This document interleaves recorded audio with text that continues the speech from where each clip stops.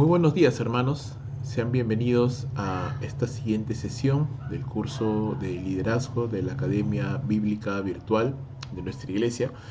En esta oportunidad vamos a reflexionar acerca de cuál es la perspectiva bíblica, es decir, cómo la Biblia enfoca el tema del liderazgo. Si bien es cierto, la palabra liderazgo no se encuentra tal cual en la Biblia, y muchos incluso utilizan esto para decir que no se debería enseñar acerca del liderazgo.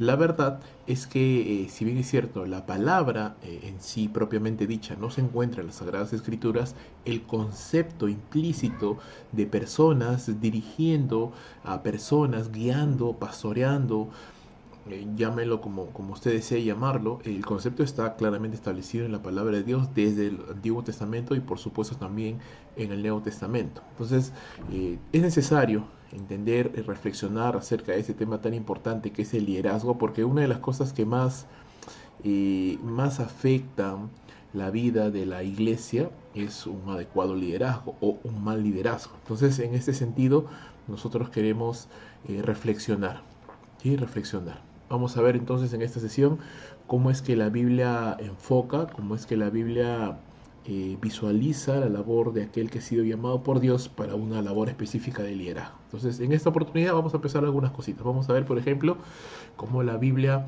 nos habla obviamente de un liderazgo basado en el servicio, ¿no? Cuyo máximo ejemplo es el máximo exponente es nuestro Señor Jesucristo, aunque vemos otras personas también que pueden ser muy buenos ejemplos de líderes, de hombres que tomaron el llamado de Dios. Recuerda lo que estuvimos viendo desde el principio, ¿no? El llamado de Dios, un hombre llamado por Dios, una necesidad, y cómo lo hicieron de una manera adecuada. Y en ese sentido, el liderazgo tiene varias facetas, tiene varias aristas, se puede ver desde varios puntos de vista. Entonces, el primero, por ejemplo, como un pastor. Si bien es cierto, no todos los líderes son pastores, el líder de alguna manera y en cierto sentido debe también desarrollar una cierta labor pastoral.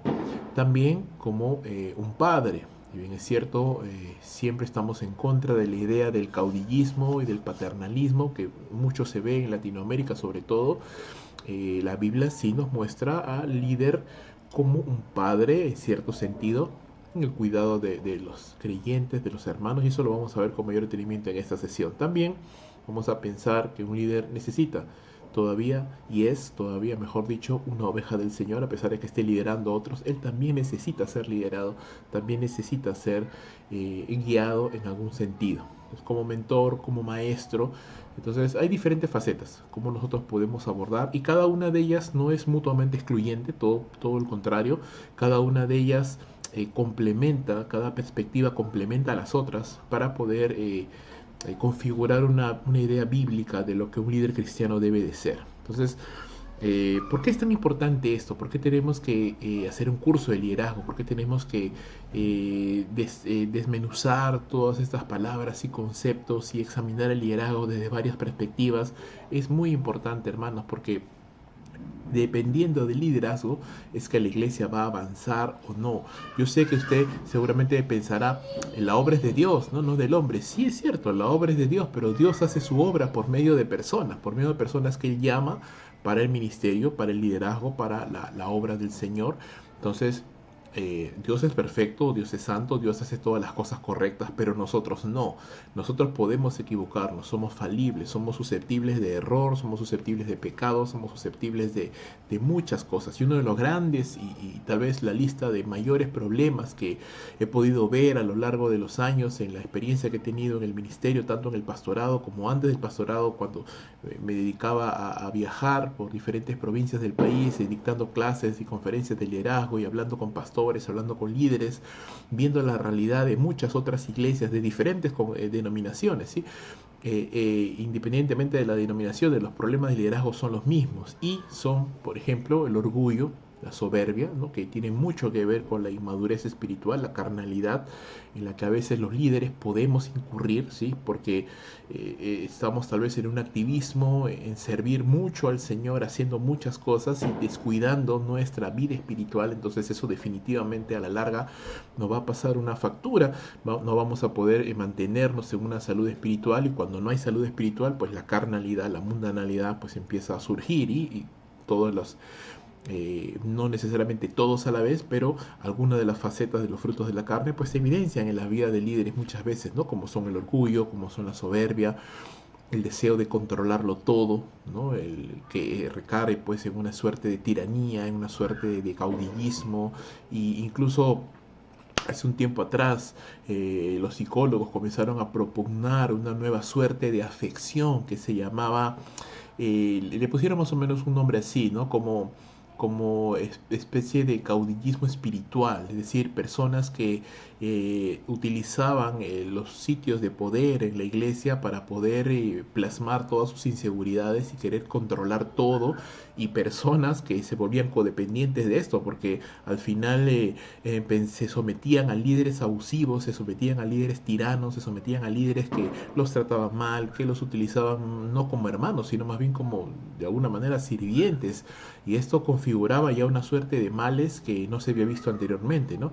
Eh, y es algo muy importante también de ver, porque es algo que sí se ve, sobre todo en Latinoamérica se ve, ¿no? Líderes abusivos, líderes que imponen cosas que están fuera de la palabra de Dios, ¿sí?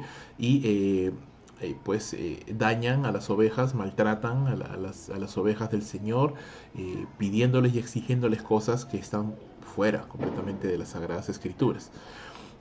Un liderazgo inseguro, y cómo lo vemos, en qué sentido lo podemos ver cuando hay personas pues que no desean delegar, no desean dar autoridad a otras personas, no desean ver a otras personas levantarse, porque hay una inseguridad, hay un temor de ser reemplazados, hay un temor de que otras personas los opaquen, y eso es parte también de los defectos que podemos encontrar en el liderazgo, el elitismo, cuando hay solamente una cúpula de poder de hermanos, que a veces puede ser nepotismo, ¿no? Porque puede ser solo de la misma familia nada más, o no necesariamente de la familia, pero solamente una cúpula que aglutina todo el poder en las iglesias y que no deja, no nos permite que los demás hermanos puedan crecer. Ahora, no estamos diciendo que la iglesia tiene que ser una democracia y la voz de Dios es la voz del pueblo, es la voz de Dios, ¿no? No, la Biblia no nos enseña que la iglesia tiene que manejarse por una democracia. El modelo más bíblico que podemos encontrar, o más parecido a lo que la Biblia nos enseña que el gobierno de una iglesia debe de ser, es el gobierno congregacional, pero representado por un consejo de ancianos, un concilio de ancianos, hombres que Dios ha llamado para el ministerio, que toman las decisiones importantes de la iglesia, pero no de manera tiránica, ¿cierto? Sino sujetos a la palabra de Dios, en constante comunicación con los hermanos.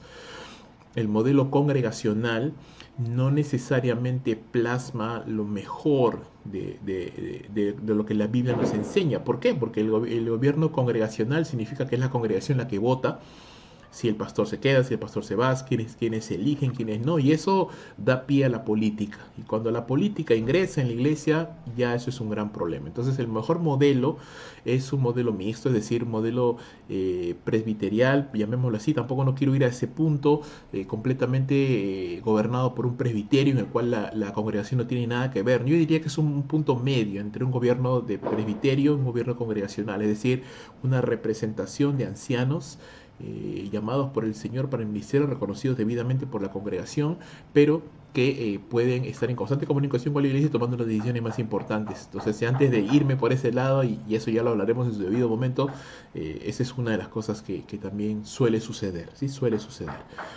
Un bajo estándar de los requisitos de liderazgo, es decir, bajo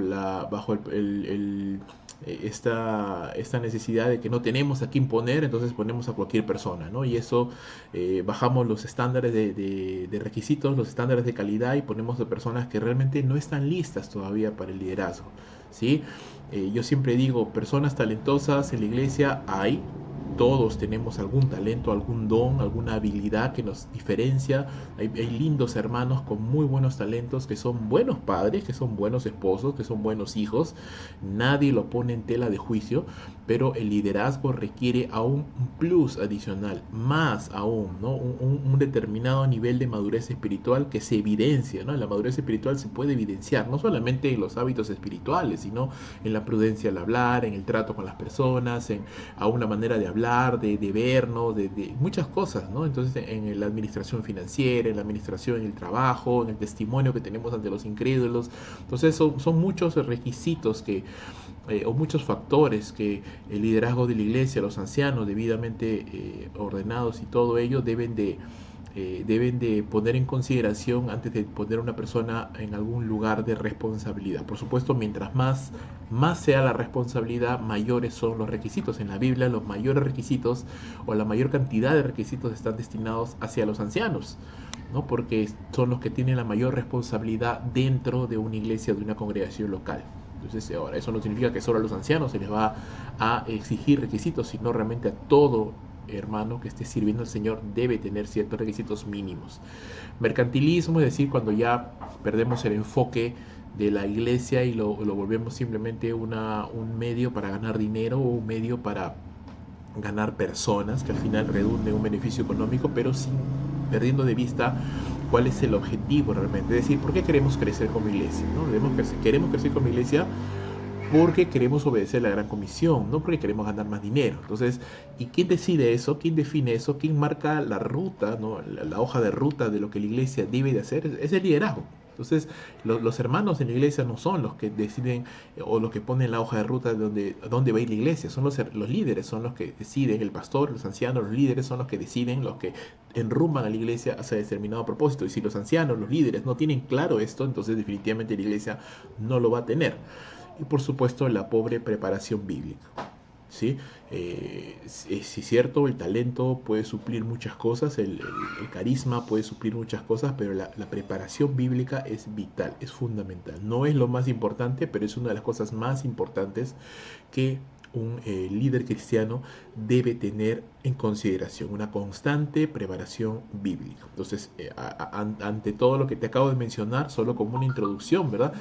Puedo decir, ¿es importante el liderazgo? Sí, por supuesto que es importante el liderazgo, porque el liderazgo modela el rumbo de la iglesia, modela el espíritu, el aire que se respira en la iglesia, ¿verdad? Un aire de cordialidad, de familiaridad, de optimismo. Eso lo modelan los líderes. Hacia dónde se está dirigiendo la iglesia, qué decisiones económicas va a tomar la iglesia, qué decisiones ministeriales va a tomar la iglesia, quiénes van a entrar como nuevas personas al liderazgo, cuál va a ser la perspectiva de la iglesia con respecto al evangelismo, con respecto al discipulado, con respecto a las misiones, va a ser una iglesia activa en las misiones, va a ser una iglesia distanciada de las misiones, y a todo eso, el liderazgo lo ve, y el liderazgo lo promueve, y el liderazgo lo ejemplifica. Entonces, por eso es muy importante el liderazgo, ¿sí? Es muy importante. Y podemos trazar el origen del concepto de liderazgo hasta muy temprano en el Antiguo Testamento, ¿cierto?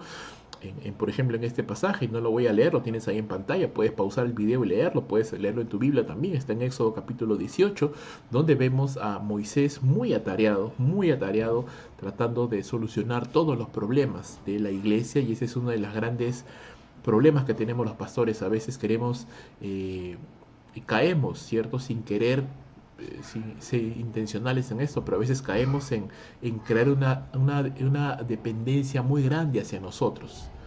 Es decir, queremos estar presentes en todas las decisiones y queremos estar solucionando todos los problemas de los hermanos, y eso genera dependencia. Dependencia hacia el pastor, y genera también la falsa idea de que el pastor es el único que está cerca a Dios y es el único que conoce cómo resolver los problemas. Y eso no es cierto, hermanos. Justamente la labor del pastor y de los líderes debe ser entrenar a los hermanos para que ellos puedan resolver sus problemas por sí mismos. Ahora, no estoy diciendo que el pastor tiene que estar completamente distanciado de la vida de la iglesia. Justamente Jetro, el suegro de Moisés, le da una solución muy adecuada, muy sabia la solución al problema del gran cansancio que tenía Moisés y del gran cúmulo de responsabilidades que tenía era simplemente levantar líderes. Líderes que tenían ciertos requisitos, ¿verdad? Ciertos requisitos morales, básicamente, hombres que dice la escritura aquí, varones de virtud, temerosos de Dios, varones de verdad, que aborrezcan la avaricia. Y estos hombres debían colocarse, obviamente, según sus capacidades, como jefes de centenas, de cincuentenas, de 10, de millares, ¿no? Conformar un organigrama de liderazgo, ¿no? Cada uno cuidando o de determinada cantidad de la población, y cada uno por encima de ellos había otro líder más, y por encima de ellos había otro líder más, y al final en la cima de todos ellos, no porque sea más importante, sino porque él era el hombre que Dios había llamado, en este caso era Moisés. Entonces, ¿cómo funcionaba este esquema, llamémoslo así, piramidal? ¿No? Y yo sé que esa palabra no se usa mucho porque está un poquito bastardizada esa palabra piramidal, pero no estamos hablando de negocio, estamos hablando de liderazgo. Y en ese esquema piramidal, los líderes de más abajo estaban más en contacto o estaban más en contacto con la problemática del pueblo, con los problemas más comunes, más simples. Entonces estos hombres estaban encargados de esto, y en tanto la complejidad del problema o de la situación se hacía más grande, entonces eso subía, escalaba a niveles superiores. Entonces, esto tiene sus ventajas y tiene también sus desventajas, ¿no? La ventaja es que podemos distribuir el trabajo, podemos distribuir la carga, ¿no? Ya no recaiga sobre un solo líder, sino sobre muchos otros líderes. Entonces eso ayuda a descargar el trabajo de los líderes que están más arriba, y permite que esos líderes puedan tener una visión más macro de todo lo que está pasando. También eleva, mejor dicho, da oportunidad a que otros líderes puedan levantarse y puedan desarrollarse, y esa es una de las grandes ventajas, porque al final todo el pueblo es atendido, ¿no? Pensar que solo Moisés iba a atender a todo un pueblo de más de 2 y 3 millones de personas era imposible.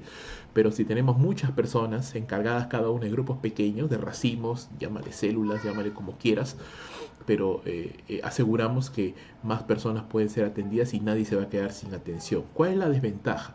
La desventaja es de que mientras más grande es la pirámide, más burocrático se vuelve el asunto y más lejana se siente el pueblo de los líderes que están más arriba. Entonces, bueno, estamos en un mundo caído, nada es perfecto, pero ¿qué podemos hacer?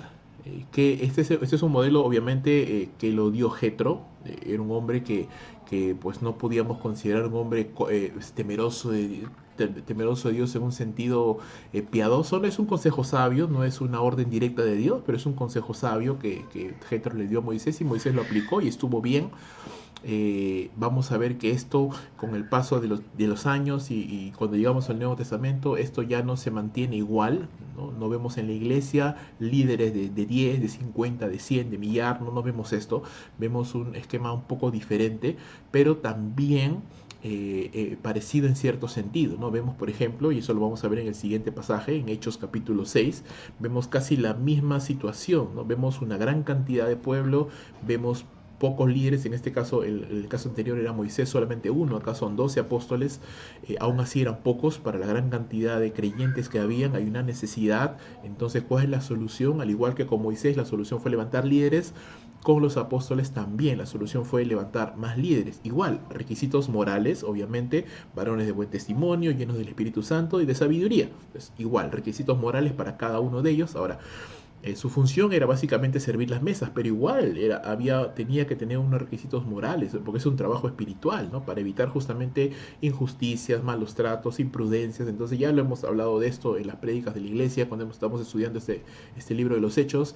Entonces, por más sencillo que pudiera parecer el trabajo que los líderes van a realizar, tiene que haber una preparación espiritual, tiene que haber unos requisitos espirituales morales que garanticen que esa persona, por más simple que sea el trabajo que va a realizar, lo haga bien, lo haga como para el Señor y lo haga como debe de ser, como manda la palabra de Dios. Ahora, estos líderes se levantaron para ayudar al pueblo, pero no vemos una organización como la de Jetro, ¿no? No vemos que cada uno de estos diáconos o servidores se encargaron de grupos de hermanos, no, simplemente entraron al trabajo. Entonces, ¿qué vemos?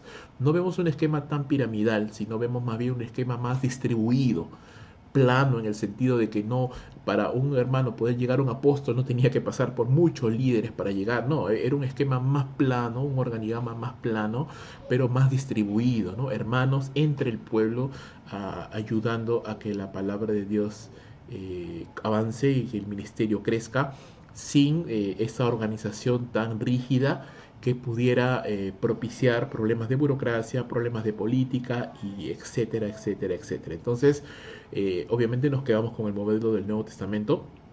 Es un modelo validado por los apóstoles, guiado por el Señor, y ese es el modelo que nosotros en la iglesia debiéramos de trabajar, ¿sí? Un organigrama no tan elaborado, es decir, no tan escalonado, no tantos líderes para poder llegar al pastor, sino ancianos, diáconos y servidores en el ministerio, hermanos que estén liderando en los ministerios, y eso debe ser la básica organización que una iglesia debe de tener, ¿sí?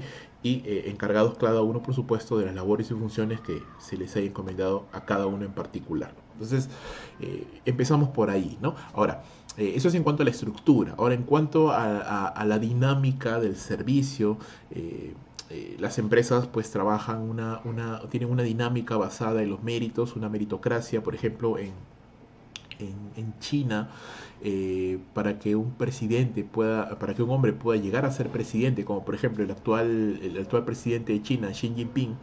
Este hombre ha pasado muchos años, ¿no?, siendo gobernador, siendo funcionario político en determinadas comarcas y alcaldías, y a través de los años él ha ido llegando a estamentos más altos del poder hasta que al final se hizo con la presidencia. Ahora, la pregunta es, ¿por qué eso es así? Bueno, porque China está basado en una meritocracia, es decir, una persona no puede llegar, o mejor llamémoslo de esta manera, una persona, si quiere llegar a lugares muy altos de gobierno, tiene que pagar el derecho de piso, diríamoslo así, tiene que cumplir los méritos intelectuales, políticos, de carrera, de ascendencia política.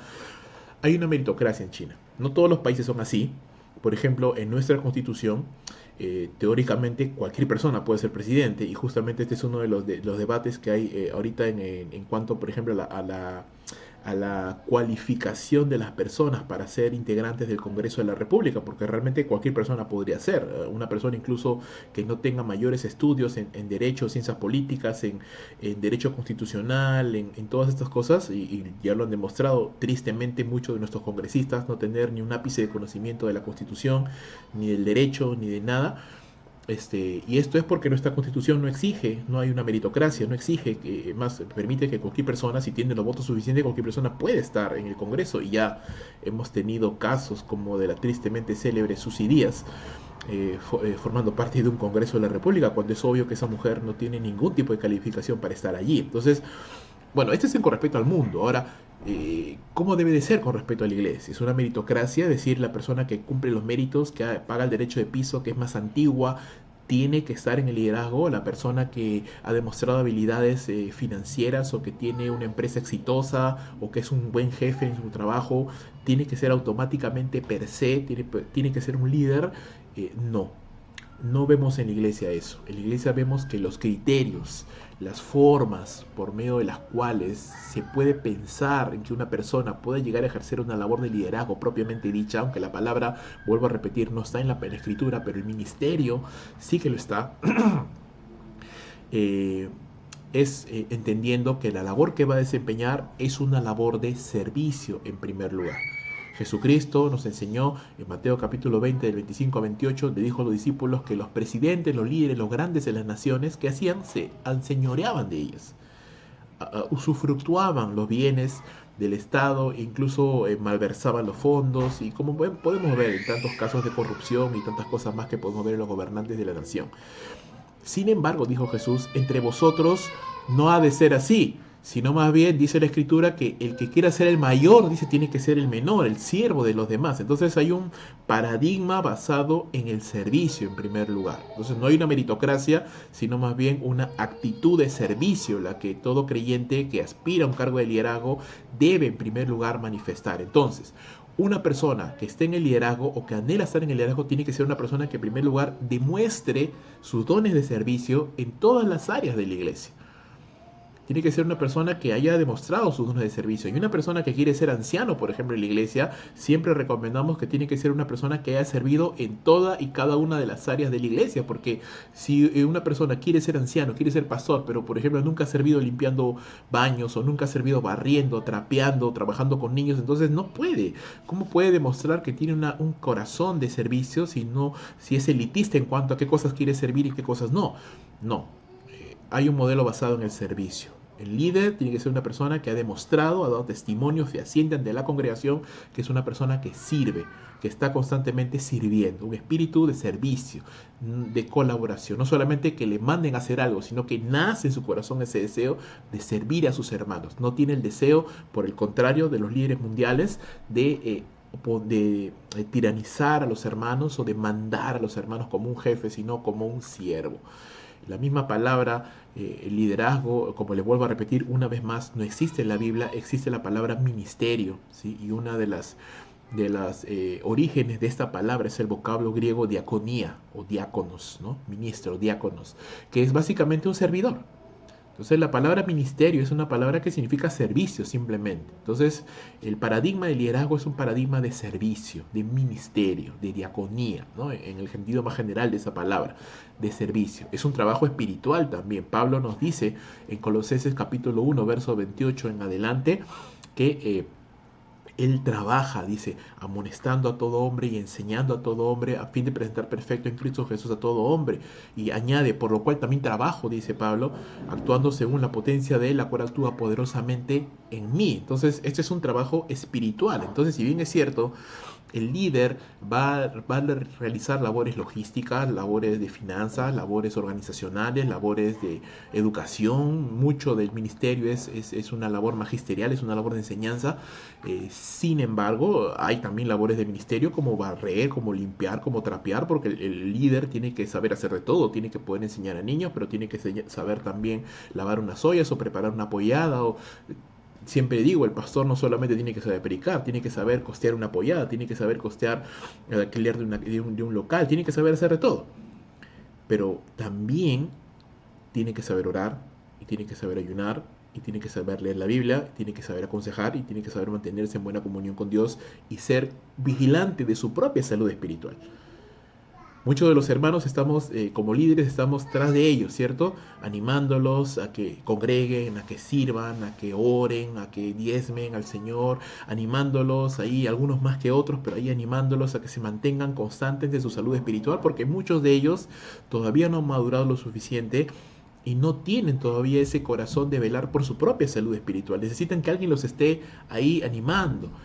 Pero el líder muchas veces tiene que ser, no muchas veces, sino el líder tiene que ser vigilante de su propia salud espiritual. Porque imagínate, yo estoy animando a otras hermanas a que oren y yo no oro. Estoy animando a que otros ayunen y yo no ayuno. Estoy animando a que otros congreguen y yo no lo hago. Entonces el líder tiene que ser vigilante en su salud espiritual. Y por esto muchos de los requisitos para el liderazgo son requisitos de tipo espiritual, que redundan obviamente en una calidad moral y en una calidad de testimonio del creyente. Entonces, los requisitos son claros, lo tenemos en 1 Timoteo capítulo 3, de verso 1 al 7, Tito capítulo 1 también. En Hechos hemos visto también algunos requisitos de los diáconos, en Éxodo capítulo 18 hemos visto los requisitos también de los hombres que levantó Moisés, y a lo largo de la palabra de Dios es constante en las escrituras requisitos, estándar, un estándar moral, un estándar espiritual que Dios desea, demanda de aquellos que han de servirle al Señor. Y eso es importante. Por supuesto, hay un mayor grado de exigencia mientras más alta es la responsabilidad, mientras más grande es la responsabilidad, pero indefectiblemente todos los hermanos que están sirviendo deben de tener cierto grado de o tienen que cumplir cierto grado de requisitos que la Biblia demanda. Porque somos administradores de la gracia de Dios, hermanos. Administramos los recursos de Dios, los bienes económicos de Dios, la palabra de Dios, los hermanos que son el pueblo de Dios. Entonces administramos, no somos dueños. Ninguno de nosotros somos dueños de nada. Yo no soy dueño de un ministerio, no soy dueño de la iglesia, no soy dueño de los hermanos, no soy dueño de los diezmos ni de las ofrendas. Entonces esto el líder tiene que tenerlo clarísimo, clarísimo. Somos administradores, más no dueños de lo que Dios nos ha encomendado. Entonces, ¿qué figuras podemos encontrar en las Sagradas Escrituras con respecto a esto? Y eso es justamente lo que nos va a ocupar los siguientes minutos. Bueno, como un pastor, como un padre, como una oveja, ¿no? A pesar de ser líder, sigue siendo una oveja, como un mentor y también como un maestro.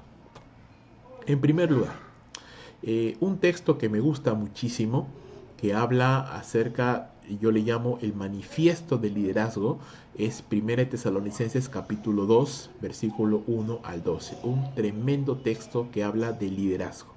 ¿sí? Tesalonicenses normalmente es un curso que es conocido por hablar mucho acerca del rapto y de los últimos tiempos, ¿cierto? Pero habla también bastante de liderazgo. Y yo lo voy a leer y te pido por favor que prestes atención estos minutos a lo que voy a leer en la palabra del Señor. Primera Tesalonicenses capítulo 2, versículo número 1 dice, porque vosotros mismos sabéis, hermanos, que nuestra visita a vosotros no fue en vano. Está hablando Pablo a los tesalonicenses, porque pues antes, habiendo sido padecido y ultrajado en Filipos, como sabéis, tuvimos de nuevo nuestro Dios para anunciaros el Evangelio de Dios en medio de gran oposición. Porque nuestra exhortación no procedió de error ni de impureza ni fue por engaño, sino que, según fuimos aprobados por Dios para que se nos confiase el Evangelio, así hablamos, no como para agradar a los hombres, sino a Dios que prueba nuestros corazones, porque nunca usamos de palabras lisonjeras, como sabéis, ni encubrimos avaricia, Dios es testigo, ni buscamos gloria de los hombres, ni de vosotros, ni de otros, aunque podíamos seros carga como apóstoles de Cristo. Antes fuimos tiernos entre vosotros como la nodriza que cuida con ternura a sus propios hijos. Tan grande es nuestro afecto por vosotros que hubiéramos querido entregaros no solo el Evangelio de Dios, sino también nuestras propias vidas, porque habéis llegado a sernos muy queridos. Porque os acordáis, hermanos, de nuestro trabajo y fatiga, como trabajando de noche y de día, para no ser gravoso a ninguno de nosotros, os predicamos el Evangelio de Dios. Vosotros sois testigos, y Dios también, de cuán santa, justa e irreprensiblemente nos comportamos con vosotros los creyentes, así también, como sabéis, de qué modo, como el Padre a sus hijos, exhortábamos y consolábamos a cada uno, y os encargábamos de que anduvieseis como es digno de Dios, que os llamó a su reino y su gloria. Si tú has notado en pantalla, te he dejado un bosquejo de este texto que acabo de leer, ¿sí? Y no tenemos el tiempo para entrar en detalle acerca de esto. Alguna vez lo hemos predicado, seguramente lo volveremos a predicar más adelante en la iglesia, pero ¿qué aprendemos? ¿Okay? ¿Qué nos quiere enseñar Pablo con respecto al liderazgo? Bueno, lo primero que nos dice es que el liderazgo necesita y requiere valor para servir a Dios en medio de oposición, pruebas, luchas, tentaciones que todo líder, hermano, va a experimentar. El ministerio no es fácil, es cansado, es agotador, es estresante, a veces es ingrato, a veces, hermanos, puedes encontrar fuertes ataques no solamente de Satanás, sino de parte incluso de hermanos, en parte incluso de la familia, en parte incluso del mundo que nos rodea. Entonces hay mucha oposición de nuestra propia carne que batalla contra nosotros, del mundo, de la iglesia misma a veces, de otros hermanos, de quienes critican tu ministerio, quienes toman en poco tu ministerio, de este mundo que nos rodea, de las finanzas, de temas de salud también. Entonces hay que servir con valor a Dios a pesar de las circunstancias que nosotros pudiéramos enfrentar. Y eso requiere valor, requiere coraje, requiere determinación, perseverancia. También tenemos que servir a Dios honestamente, con integridad, con transparencia, ¿sí? Muchas de las labores de liderazgo no son auditadas y eso es un problema también, que en algún momento hablaremos de esto, pero se requiere transparencia de parte del ministro, del servidor, del pastor, del misionero, del hombre o mujer que están sirviendo a Dios en algún ministerio. Transparencia. Algunos ministerios se manejan con finanzas, algunos ministerios tienen que tomar decisiones importantes y tenemos que tomar decisiones como para agradar a Dios, delante de Dios, como dice la Escritura, que prueba nuestros corazones. Tenemos que servir buscando la gloria de Dios, no la gloria de los hombres, no el aplauso de los hombres. Es decir, no servimos a Dios para llenarle los ojos a alguien, para que nos vean y nos promocionen y nos tomen en cuenta. No, servimos a Dios simplemente para agradarle a Él, ¿sí? A Él. Y por supuesto, eso significa que voy a hacer las cosas bien. Voy a hacer las cosas bien. Servimos con amor por los hermanos. ¿Sí? Y eso es importante, y este balance es importante. ¿Por qué? Porque a veces he escuchado a personas que dicen, bueno, no sé, no me importa lo que tú pienses, yo sirvo a Dios, no a los hombres. O no me importa lo que la gente piense de mí, yo quiero agradar a Dios y no a los hombres. Y muchas veces hay personas, hay líderes que se excusan, ¿no?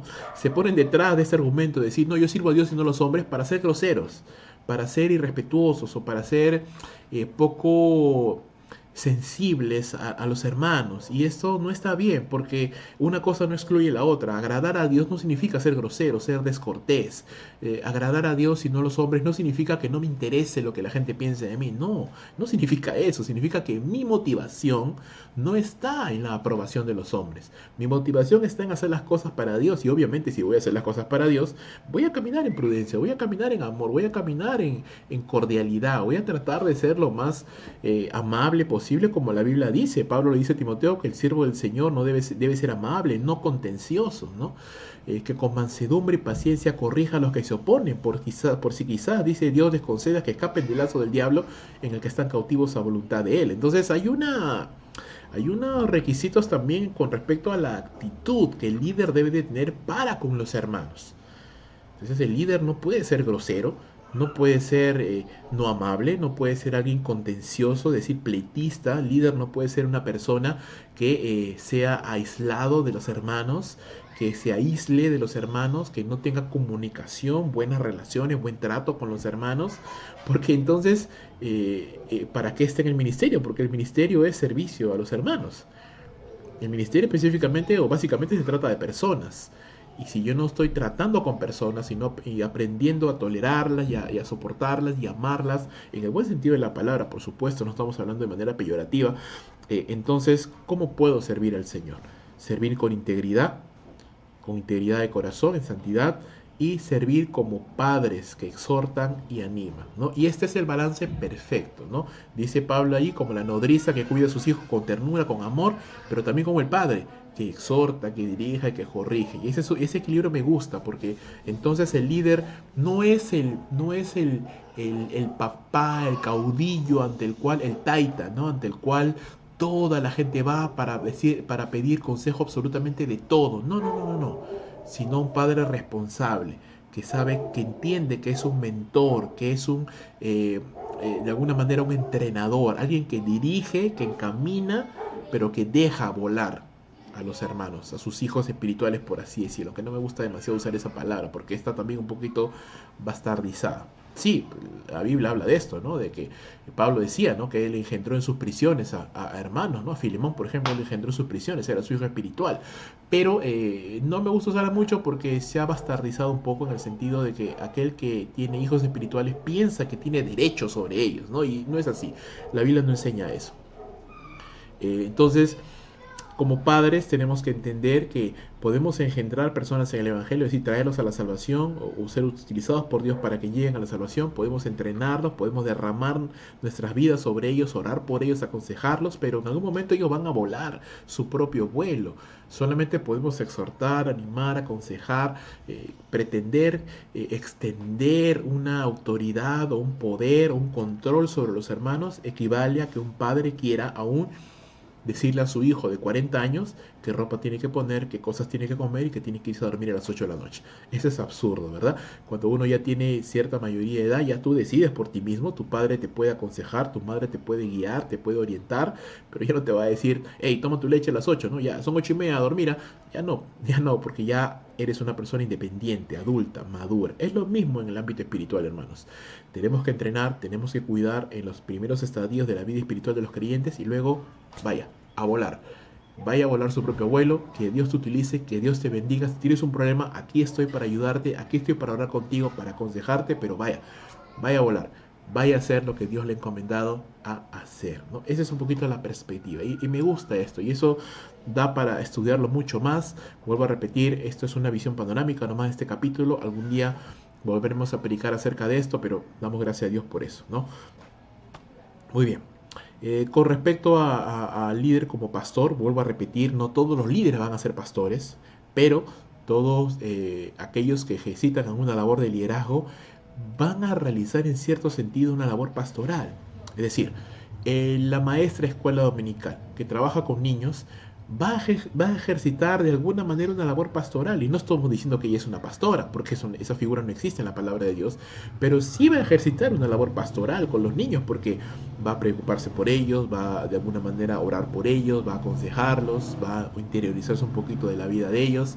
El líder que trabaja con los adolescentes no necesariamente es un pastor, pero va a ejercitar una labor pastoral porque va a familiarizarse con los jóvenes, va a tratar la vida de los jóvenes, va a orar por ellos, va a aconsejarlos, ¿me entiendes, verdad? El que trabaja con mujeres, la que trabaja con mujeres, el que trabaja con varones, el pastor de la iglesia, entonces todos y cada uno de alguna manera desarrollamos una labor pastoral en cierto sentido. Entonces un líder debe tener un corazón de pastor. ¿A qué me refiero con un corazón de pastor? Es decir, un corazón que se preocupe por los hermanos, que ame a los hermanos, que ore por los hermanos, que esté dispuesto y disponible para conversar con los hermanos, para animarles, para orientarles. Es decir, el líder está delante como un ejemplo que motiva, que inspira, que guía, pero también está cuidando a los hermanos, a la vez está detrás también cuidándolos, haciéndoles avanzar, guiándoles y amando a los hermanos como la palabra de Dios nos enseña. Y el amor tiene que ver con el consejo, tiene que ver con la oración, la intercesión, tiene que ver también con la exhortación. A veces vamos a tener que exhortar, vamos a tener que a veces ser un poco duros, estrictos, llamémoslo así mejor, y también poder ser capaces de llorar con los hermanos que estén pasando algún tipo de necesidad. Entonces es importante. La labor de liderazgo no es una labor mecánica, no es una labor simplemente organizacional o administrativa. No somos secretarios o oficinistas que vamos a la oficina, hacemos unas cuantas cosas, enviamos un par de correos, creamos un par de oficios, hacemos un par de llamadas y nos vamos a casa porque ya el turno terminó. No, trabajamos con personas, personas que tienen problemas, personas que se debilitan, que se desaniman, que se desorientan, que a veces no saben qué hacer, que tienen conflictos y a los cuales hay que tenerles paciencia, hay que saber orar por ellas, hay que interceder por ellas, estar disponibles, hay que saberles hablar en determinados momentos. Entonces esa dinámica no es bueno que solo la maneje el pastor. No es bueno, porque ahí es donde se forma la dependencia hacia el pastor. Es bueno que eso sea algo que esté en el ADN de todos los líderes. Es bueno que eso esté en el ADN de todos los líderes y que todos tengan esa perspectiva de amar y de cuidar a los hermanos que el Señor nos ha permitido pastorear o ministrar. También un corazón de padre, ya hemos visto esto en 1 Tesalonicenses, un líder debe manifestar preocupación y amor por aquellos a quienes sirve, y ser capaz de exhortar, ser capaz de guiar. Y los hermanos entonces debemos de considerar a nuestros líderes como padres, pero en el buen sentido de la palabra, ¿cierto?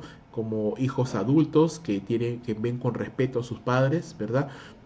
Cuando mi padre estaba en vida, yo amaba a mi padre, lo respetaba, ¿sí? Nunca, siempre traté de tratarlo con respeto, siempre traté de dirigirme a él con el respeto, a sus canas, a su edad, al hecho de que era mi padre, lo trataba con respeto, trataba de tratarlo siempre con honra, no, nunca me ponía de tú a tú con él, nunca me ponía a querer bromearme con él como si fuera mi igual, nunca, y Dios es testigo, nunca, a pesar de que no era un padre perfecto, nunca yo, en algún momento sí, hemos conversado, sí lo exhorté en el Señor con mucho respeto igual, pero nunca yo me puse en una posición de que ese es mi igual o que yo lo voy a mandonear o porque yo soy líder ahora y tú no. No, no, jamás. Él siempre fue mi padre.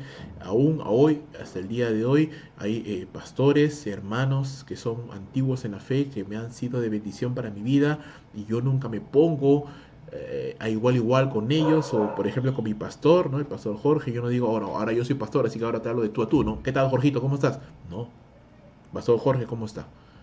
Si él me llama Rubén a mí nomás y no me dice pastor Rubén, eso no me interesa, porque él es mi mayor, ¿me entiendes? Yo jamás le voy a decir, y Jorgito, ¿cómo estás? ¿Qué tal? ¿Qué te cuentas? No, jamás, jamás. Pastor Jorge, con respeto. Pastor tal, pastor aquel, con respeto. Jamás me voy a poner igual con él, porque hay un tema de respeto, hermanos. Hay un tema de respeto de que yo lo veo como un padre, como un hombre sabio, con un hombre experimentado en el Señor, que puede y que yo le llamo a veces para pedir algún consejo, para pedirle alguna orientación, una palabra de sabiduría, porque sé que Dios me va a hablar por él. Entonces, a eso me refiero, ¿verdad? Mantener siempre el respeto, la cordialidad, el debido respeto a las personas que Dios ha puesto sobre nuestras vidas. La falta de respeto, la rebeldía, el querer ponernos de igual a igual, de pico a pico, con un líder, no, hermanos, eso no ayuda, eso no trae bendición y eso desmorona el liderazgo. Siempre hay que tener en cuenta esto. Un líder servidor se relaciona con sus discípulos entonces en ese lazo de amor, en ese lazo de respeto. Si no hay respeto, si no hay amor, si no hay cordialidad, hermanos, no hay nada. No hay nada. No se puede trabajar en el ministerio y siempre yo lo he dicho, no puedo trabajar en el ministerio con alguien en quien no confío. a quien yo no puedo respetar o que no me muestra respeto a mí. Entonces, no se puede trabajar bien. Pero cuando hay respeto, cuando hay amor, cuando hay preocupación, cuando hay sinceridad, honestidad, entonces trabajamos bonito. La obra avanza y Dios bendice. Eso es algo muy importante que debemos de tener en cuenta. Algo también muy importante es que el líder, a pesar de que es líder y que puede ministrar, enseñar, aconsejar a otros, bendecir a otros y Dios utilizarte para ser de bendición para otros, tú necesitas, yo necesito, necesitamos consejos, necesitamos que alguien nos bendiga también a nosotros, que alguien nos oriente, que alguien nos aconseje. El líder entonces en ese sentido, hermanos, nunca debe olvidar de que sigue siendo una oveja del Señor y por ende yo debo de seguir rindiendo cuentas. Y eso tal vez es una de las cosas que más nos cuesta, hermanos, en el ministerio. Y me incluyo, más nos cuesta. Yo recuerdo que al inicio de mi ministerio pastoral estaba tan emocionado plantando la iglesia y tan emocionado tomando decisiones con respecto a las cosas que ya había planificado, otras que íbamos cambiando en el camino, que no pedía consejo. ¿No? Bueno, el Señor me hizo notar eso y empecé otra vez a retomar esto de pedir consejo, de comunicarme con mi pastor y pedirle ayuda y sabiduría a pesar de cosas en cosas en las cuales yo quería tener más cosas más claras y entender de que a pesar de que yo pueda ser pastor, necesito seguir rindiendo cuentas al Señor. Necesito personas que tienen un mayor grado de madurez espiritual, mayor sabiduría, mayor discernimiento para poderme aconsejar en las cosas en las cuales yo puedo pensar que estoy bien, pero un examen más acucioso me hacen ver que no están bien. Yo necesito seguir rindiendo cuentas. Un líder que no rinde cuentas es un líder que no va a poder ejercitar un buen ministerio. Un líder que simplemente, y podemos poner las excusas que tú quieras, pero un líder que no está rindiendo cuentas, un líder que no está acercándose, si es varón al pastor, si es mujer a la esposa del pastor, o al pastor también puede ser con el debido cuidado, eh, ¿cómo puede esa persona generar confianza? ¿Cómo puedo confiar en una persona que nunca sé en qué anda? Y que aun cuando yo converse con esa persona no se apertura, no me da apertura para... Yo no voy a ir, pues siempre lo digo, ¿no? Nunca voy a ir a un hermano y le voy a decir, le voy a doblar el brazo y le voy a decir, oye, ya, cuéntame lo que estás haciendo, ¿en qué andas? ¿En qué andas? ¿En qué andas? No, o sea, voy a hacer las preguntas y yo percibo que esa persona no quiere darse a conocer, ¿qué puedo hacer? No le puedo obligar, podemos orar por esa persona, pero nada más, pero sí, nota mental y digo, no puedes confiar en una persona así, porque no se deja conocer, no se evidencia, no rinde cuentas. Debemos de cuidar nuestra comunión con el Señor, debemos de tener comunión con hermanos maduros en la fe, tenemos que seguir aprendiendo de la palabra de Dios, ¿no? No podemos dejar de aprender, no podemos dejar de tener comunión con los hermanos, ni tener comunión con el Señor, porque el creyente debe de seguir cuidando su propia salud espiritual, ¿no? No queremos llegar a un punto en el cual servimos a Dios, como se dice, con el tanque vacío, ¿no? Sin oración, sin leer la palabra, en pecado, y eso al final nunca acaba bien, ¿no? Tenemos que cuidarnos también de no enredarnos en los negocios de esta vida, a veces por el afán, por el trajín de la vida, por el estrés, por las finanzas o por otras cosas, podemos empezar a tomar decisiones equivocadas y pensar que como somos líderes sabemos qué hacer, porque ya hemos llevado cursos de finanzas, porque ya hemos llevado cursos de Biblia, porque ya sabemos qué tenemos que hacer y hay que tener mucho cuidado con eso y no ceder a nuestras pasiones y cuidar nuestro corazón. El líder como mentor, hermanos, y ya vamos terminando, un líder cristiano no es un coach, no es un motivador solo por la motivación, sino es un hombre una mujer que inspira a las personas a seguir a Dios, a seguir a Cristo, no a encontrar el campeón que hay dentro de nosotros, no. Animamos a las personas con la luz del Señor a buscar a Dios y eso es importante. Entonces, no queremos ser solamente motivadores, no queremos ser solamente personas que carismáticas que mueven los sentimientos, sino queremos ser personas que desarrollan discípulos, que plantan a los discípulos en la poderosa palabra de Dios y que a pesar de que tú no estés, los hermanos pueden seguir caminando. Y por último, hermanos, el líder como maestro, todos enseñamos, no todos lo hacemos desde un púlpito, pero todos estamos enseñando. Enseñamos con nuestras vidas, con nuestro ejemplo, con nuestras palabras, con nuestros consejos, enseñamos al evangelizar, enseñamos al discipular, enseñamos a hacer el ministerio en las conversaciones con hermanos, en los tiempos de comunión, en las coinonías, en todo momento, hermanos, estamos enseñando. Vuelvo a repetir, no todos lo hacemos desde un salón de clases, no todos lo hacemos desde el púlpito, no todos tenemos el don de enseñar, pero todos estamos enseñando de alguna manera, estamos influenciando, estamos impactando a los hermanos. Entonces ten cuidado de lo que enseñas, de obedecer lo que enseñas y de ser ejemplo de lo que enseñas, porque eso es lo que nos muestra Esdras capítulo 7, verso 10. Él había dispuesto su corazón para escudriñar la palabra de Dios, para obedecerla y así poder enseñarla. No podemos ser maestros de lo que no sabemos, no podemos hablar de lo que no sabemos o de lo que no hemos vivido. Entonces, hermanos, el verdadero liderazgo es un liderazgo de amor, tal como lo enseñó el Señor Jesús, de liderazgo de amor, de servicio. La capacidad de liderazgo, la buena noticia es que se puede desarrollar. ¿Sí? Tal vez me falta, al analizarme con respecto a la palabra de Dios, me doy cuenta que me falta, aún tengo que crecer, pues puedo desarrollarlo gracias a Dios. Y para eso necesito la palabra de Dios, para eso necesito poner en práctica lo que aprendo en estos cursos y necesito centrarme en las personas, no tanto en las actividades, porque al final lo que queremos es, con nuestro liderazgo, llevar a otras personas hacia Cristo Jesús, desarrollarlas para que sirvan mejor al Señor. Colosenses 1, 28 y 29 es el mejor texto, uno de los mejores para mí que hablan acerca de liderazgo. Entonces, entendamos esto, hermanos, y siempre estaremos haciendo lo correcto. Conclusiones. Un buen líder tiene un corazón de pastor para amar a las ovejas del Señor. Un buen líder debe tener un corazón de padre, de madre. Un buen líder se sigue viendo a sí mismo como una oveja del Señor. Un buen líder debe preparar a la siguiente generación. Un buen líder debe enseñar la palabra de Dios siempre. Un buen líder sirve fielmente al Señor y a su generación. Un buen líder ama a las personas, pero sobre todo quiere agradar a Dios. Y a veces vamos a tener que exhortar a las personas que amamos, pero lo hacemos con amor, porque queremos lo mejor para ellos. Un buen líder nunca deja de ser un aprendiz de la palabra de Dios. Aunque se equivoca, se vuelve a levantar, siempre aprendiendo, siempre sirviendo, siempre buscando a Dios, siempre esforzándose, siempre dando ejemplo de testimonio, de puntualidad, de cordialidad, de amor, de buena administración, de fidelidad, de perseverancia, de buen ánimo a pesar de los problemas, buen ejemplo en todo, rindiendo cuentas, ejemplo de humildad, ejemplo de sumisión. Hermanos, somos cartas abiertas, dice Pablo, leídas de todos los hombres.